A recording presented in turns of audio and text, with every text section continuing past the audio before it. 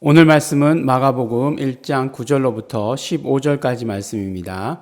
우리 함께 읽겠습니다. 그때 예수께서 갈릴리 나사렛에서부터 와서 요단강에서 요한에게 세례를 받으시고 곧 물에서 올라오실새 하늘이 갈라짐과 성령이 비둘기같이 자기에게 내려오심을 보시더니 하늘로서 소리가 나기를 너는 내 사랑하는 아들이라 내가 너를 기뻐하노라 하시니라. 성령이 곧 예수를 광야로 몰아내신지라. 광야에서 40일을 계셔서 사단에게 시험을 받으시며 들짐승과 함께 계시니 천사들이 수종들더라. 요한이 잡힌 후 예수께서 갈릴리에 오셔서 하나님의 복음을 전파하여 가라사대 때가 찼고 하나님의 나라가 가까웠으니 회개하고 복음을 믿으라 하시더라. 아멘. 네, 오늘 말씀을 보면 이제 예수님께서 침례 받으시는 장면으로부터 시작합니다. 예수님의 침례가 어떤 의미를 갖느냐? 예수님의 침례는 바로 예수님의 공생애의 공식적인 시작을 알리는 것입니다. 물론 예수님께서 이 땅에 오셨을 때부터 하나님의 아들이시고 그것을 하나님의 아들로서의 삶이다라고 이렇게 얘기하지만 그러나 30년간은 목수의 아들처럼 지내셨고 그 다음에 이제 3년을 공생의 기간이다라고 이렇게 얘기하는데 그 공생의 기간 처음 시작 공식적인 그런 어떤 선포식과 같은 것. 네. 우리 이제 올림픽 같은 거 가면 우리 운동선수들 가면은 출정식 이렇게 얘기하지 않습니까? 근데 사실은 출정식이라고 얘기하는 것은 군인들이 하던 거죠. 전투에 나가기 위해서 출정식을 하던 것인데 그것과 마찬가지로 공식적인 그러니까 예수님의 공생애를 official life라고 이렇게 얘기하지 않습니까? official life의 official한 그런 어떤 시작 그런 것들을 말씀한다라고 얘기할 수 있겠죠.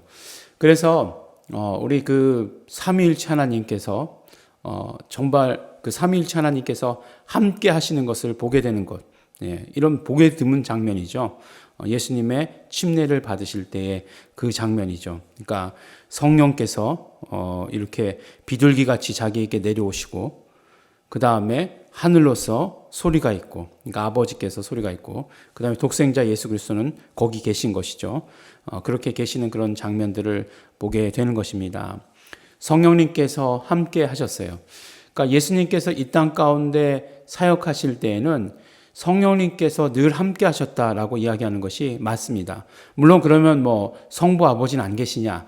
그런 건 아니죠. 성부 아버지도 늘 함께 하시지만, 그러나 정말 성령 하나님과는 어떻게 구분할 수 없을 정도로 늘 함께 하셨다라고 이야기하는 것이 가장 정확한 표현일 것입니다. 그래서 요한복음에서는 뭐라고 얘기합니까? 보혜사, 그리고 또 다른 보혜사라고 이렇게 말하는 것처럼 그렇게 예수님의 사역과 성령님의 사역은 언제나 함께였다라고 하는 것을 보여주시는 것이죠. 그래서 오늘 말씀도 그렇고 또 40일간 금식하시고 사단에게 시험을 받으실 때 뭐라고 얘기합니까? 성령이 곧 예수를 광야로 몰아내신지라 이렇게 표현하고 있잖아요. 그러니까 우리가 사단에게 시험 받는다 그러면은 사단에게 끌려갔다 이렇게 생각하기 쉬운데 그거 아니라는 거죠. 바로 성령에 이끌리어서 예수께서 광야로 가셨다라고 이렇게 말합니다. 근데 예수님께서 침례를 받고 올라오실 때에 이 표현이 너무나 좀 다른 표현인 것 같아요. 뭐라고 얘기하냐면 너는 내 사랑하는 아들이다 라고 이렇게 말씀하시는 것이에요.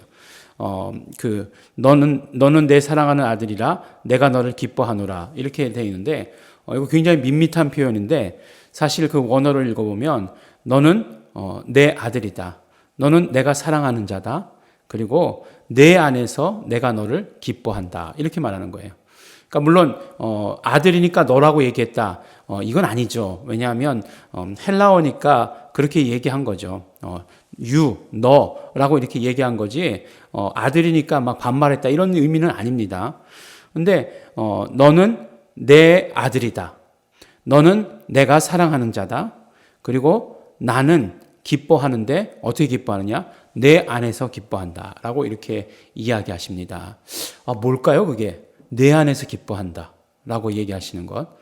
하나님께서, 아버지께서 예수님께 말씀하실 때 내 안에서 기뻐한다. 이렇게 말씀하시는 것이에요. 우리가 내가 너를 좋아한다. 내가 너를 사랑한다. 라고 이야기할 때 난 네가 있어서 너무 기뻐. 이렇게 얘기하지 인간 그 누구가 나는 네 안에서 기뻐한다. 이런 표현을 쓸 사람이 누가 있겠습니까? 근데 이거를 우리 성경에서는 의역을 했지만 그것이 무엇인지 어떤 것인지 모르기 때문에 의역을 했지만 그러나 그 요한복음의 표현을 알고 있는 사람이라고 한다면 의역하지 않았을 것 같아요. 요한복음의 표현은 뭐라고 얘기합니까? 아버지께서 내 안에, 내가 아버지 안에, 그리고 내가 너희 안에, 너희가 내 안에. 이게 요한복음에 흐르고 있는 그런 주제잖아요. 그것과 마찬가지로 똑같은 의미의 말씀을 하신 거죠. 내 안에서 내가 기뻐한다. 아버지는 예수 안에 계시고 예수는 아버지 안에 있고, 예, 그런 어떤 하나됨. 뭐 어떤 뜻을 이야기할 수 있을까요? 모든 어떤 뜻, 하나님의 그런 모든 뜻의 하나됨, 그리고 하나님의 어떤 모든 존재의 하나됨, 뭐 이런 것들을 이야기할 수 있지 않을까요? 이런 것들을 실제로 그냥 우리가 생각하면 생각해낼 수 없는 부분이죠. 하지만 우리가 예수 이름의 복음을 가지고 이런 것들을 바라보면 우리가 쉽게 알 수 있는 그런 부분이기도 합니다. 그래서 삼위일체되심, 삼위일체되심에 대해서 말씀하신 거잖아요. 네 안에서라고 얘기했으니까. 근데 그것이 이해되지 않는 부분이었는데 바로 이름으로 하나 되셔서 일치되심, 이런 것들을 우리가 기본적으로 그 복음으로 알고 있다라고 한다면 그러면 예수님, 하나님께서 예수님께 이렇게 표현하신 것이 어떤 의미인지를 알 수 있게 되는 거죠. 그런 모든 뜻과 모든 그런 어떤 하시는 계획, 이런 것들의 일치되심, 하나되심, 존재의 하나되심, 사역의 하나되심, 이런 것들, 사명의 하나되심, 이런 것들을 말씀하시는 것이죠. 하나님이시니까, 예수님은 하나님이시니까 그냥 하나님의 길을 아무런 감정 없이 마치 막 로봇처럼 이렇게 진행해 나갔다? 그렇게 얘기할 수 없을 것이에요. 바로 공생애를 시작하시는 그 예수님께 하나님께서 늘 함께 계신 것을 확인시켜 주시고 말씀해 주시고 그 다음에 서로 확인하는 이런 과정들을 통해서 그래서 담대하게 예수님께서 이 공생애의 길을 걸어 나가셨을 것이다 라는 그런 생각을 하게 됩니다. 그 아버지의 마음, 아들의 마음, 그것이 하나됨, 또 성령님께서도 늘 함께 하셨기 때문에 하나됨심, 그것을 오늘 우리는 보게 되는 것입니다. 어려운 이야기 같지만 그러나 우리가 조금만 생각하면 알 수 있는 그런 이야기입니다. 그 다음에 이제 예수님께서 침례를 받으시고 나서 이제 본격적인 공생애를 시작하시는 것이 나오죠. 시험 받으신 장면, 아주 그냥 마가복음에서는 컴팩트하게 딱 두 절로 이렇게 줄여놨고, 그 다음에 14절에 보니까 이제 시작하세요. 요한이 잡힌 후에 예수께서 갈릴리에 오셔서 하나님의 복음을 전파하셨다. 그런데 그 복음을 전파하신 그 첫 번째 복음의 내용이 무엇이라고요? 회개하라. 그러니까 때가 찼으니 하나님의 나라가 가까웠으니 회개하고 복음을 믿어라. 회개하라. 그리고 복음을 믿어라. 이렇게 표현하고 계시는 것입니다. 때가 찼다. 하나님의 때가 충만해졌다. 라고 이렇게 얘기하고 있어요. 하나님의 때가 충만해졌다. 때가 충만해졌다. 그러니까 때가 충만해졌다라고 하는 것은 그런 어떤 모든 사건, 하나님의 사건의 그런 모든 것들이 완성되었다라고 얘기하는 거죠. 어떻게 완성되었을까요? 예수 그리스도가 이 땅에 오심으로 말미암아 하나님의 때가 이제 완전해졌다는 거죠. 가득 찼다는 거죠. 그 하나님의 때가 완전해졌다는 것, 예수 그리스도께서 이 땅에 오셨기 때문에 하나님의 때가 완전해지신 것이죠. 그러니 그 때가 되었으니 이제 너희들이 해야 될 것 첫 번째 뭐라고요? 회개하라 라고 말씀하십니다. 우리가 처음에 침례 요한이 이야기가 나온 것, 복음에 대한 예수 그리스도 복음의 시작, 이렇게 얘기해 놓고 그 다음에 침례 요한에 대한 이야기가 나왔던 것, 그리고 침례 요한의 메시지는 회개의 세례를 받으라는 것이었죠. 회개가 나왔던 것처럼 예수님께서도 복음을 전파하실 때 그 복음을 믿는 것, 복음이라고 하는 것은 첫 번째 단계가 회개고 그 다음에 믿으라라고 이렇게 얘기하는 거죠. 복음을 믿으라라고 이렇게 얘기하고 있습니다. 그러니까 복음 안으로의 믿음을 가져라라고 이렇게 얘기하고 있는 것이에요. 복음 안으로의 믿음을 가져라. 직역하면 그렇습니다.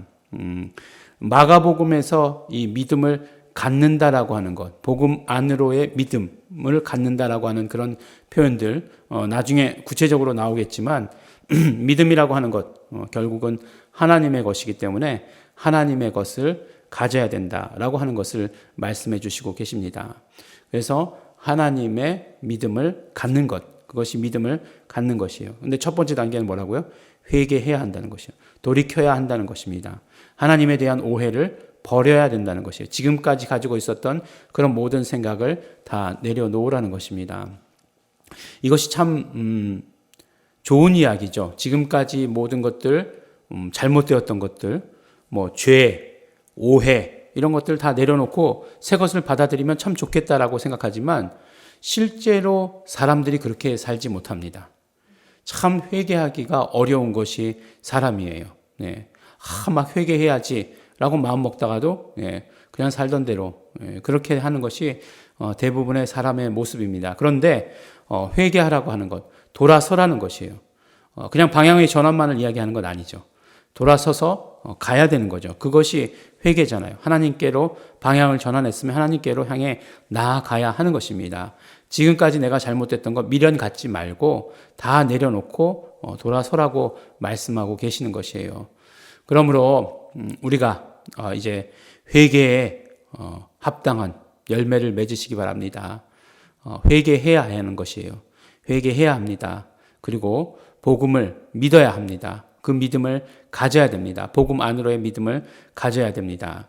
그것이 오늘 우리 첫 번째 예수님께서 이루신 메시지입니다. 이제 공생애를 시작하실 때에 삼위일체 하나님의 역사를 우리가 보았고 그 다음에 첫 메시지를 우리가 들었습니다.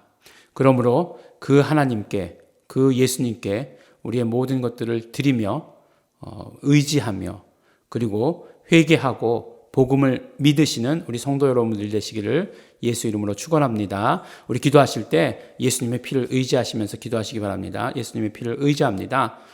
회개합니다. 그리고 내가 하나님의 믿음을 갖겠습니다. 우리 결단하시면서 우리 다 같이 통성으로 우리 함께 기도하시겠습니다.